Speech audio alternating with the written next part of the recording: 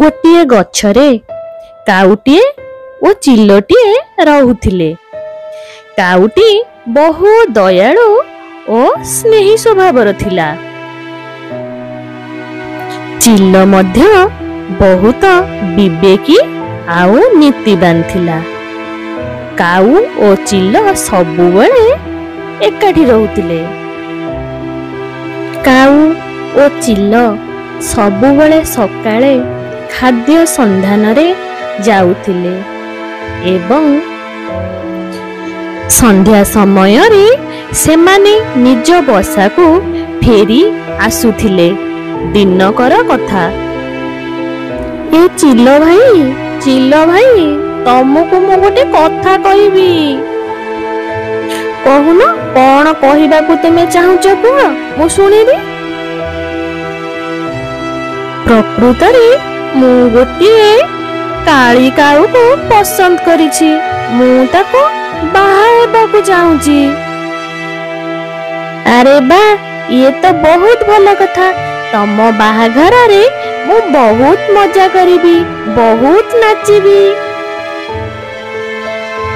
କାଉ ଆଉ ଚିଲ ଶାନ୍ତିରେ ଖାଇଲେ ଓ ସାଙ୍ଗ ହୋଇ ଶୋଇପଡ଼ିଲେ।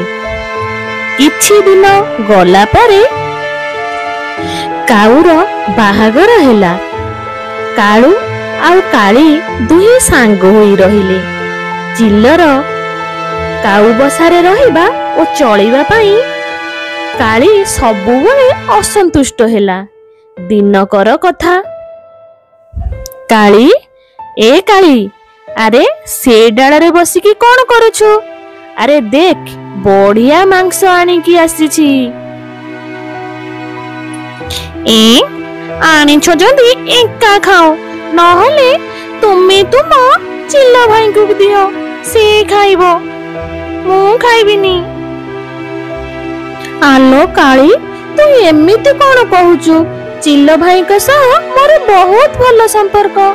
ଆମେ ସାଙ୍ଗ ହୋଇ ପିଲାବେଳୁ ବଢିଛୁ।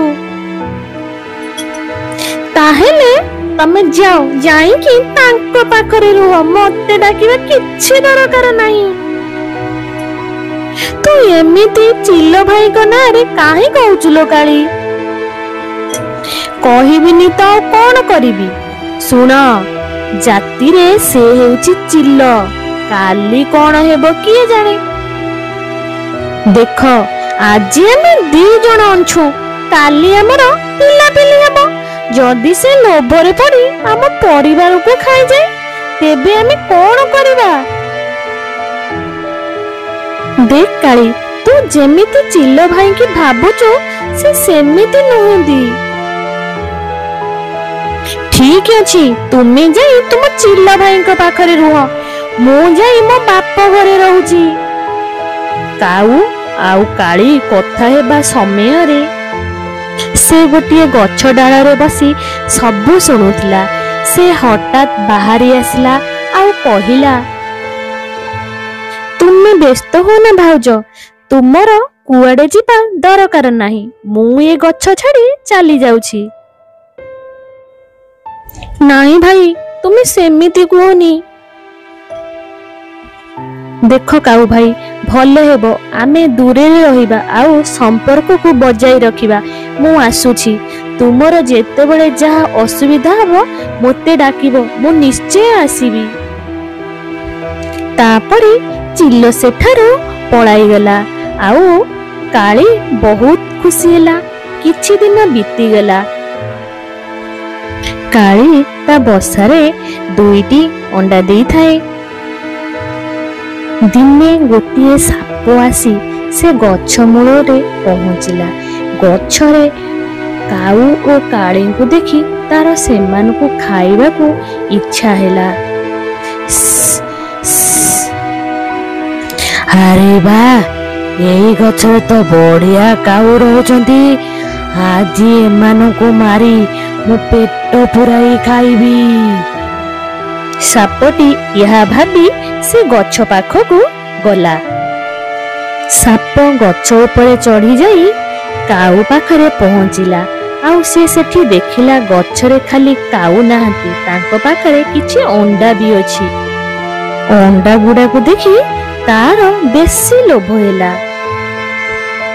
अरे ये कौन ये साप कुआडू आसला? हे भगवान आमे भी कौन करिबु? हमको रक्षा कर प्रभु। हे हे हे हे हे हे हे हे हे। आजी तम मानकु मो कबलरू केही भी बंचाई पारिबेनी। हा हा हा हा हा हा हा हा हा हा। नाई नाई साप भाई आमको मारनी। देख तुम्हें जहाँ कहबो आमे सबू करिबो, तुमर सबू कथा मानिबो, हेले आमको छाड़ी दियो। ना तमे माने आजी मो हाबुड़े पड़ीच माने खसिकी जाई पारिबनी। हे हे हे हे हे हे हे हे। चिल्लो भाई बंचाओ बंचाओ आमको बंचाओ चिल्लो भाई। काउर डाक सुनी दूर रे थिबा चिल्लो सांग सांगे सांगे उड़ी आसिला। आउ काऊ बसा पाखरे पहुंची सापू को मारी खाईदेला। मते क्षमा करी दियो भाई, हिंसा आउ रागरे मु तुमको केते कथा कहिछि, बहुत अपमानित करिछि, मते क्षमा करी दियो, मोर भूल हे जाइछि। नाई नाई सेमिति कोनी, जेते जाहेले काऊ भाई आउ मु हेउछु मित्र, मु मोर कर्तव्य करिछि, मते क्षमा मागी और लज्जित करनी। नाई भाई काली तुमको बहुत कटु कथा कहिछि, तुमे चाहिथिले मोर आउ मो परिवार को क्षति करी परिथांत, हेले तुमे सेमिति कलनी, बरं मो परिवार को रक्षा कर, मु तुम पाखरे ऋणी हेकी रहिबी। चिल्लो भाई आजिठू तुमे आम सह आम गछरे रहिबो। हाँ भाई काली ठीक कथा कहूची, आमे पुणी आग भली सांग होई रहिबा। ना भाई ताहा आउ संभव नुहे, जेमिति गोटिए बिंदु विष संपूर्ण पात्र को विषाक्त करि देई थाए, सेमिति किछि संदेह संपर्क को विषाक्त करि देई थाए।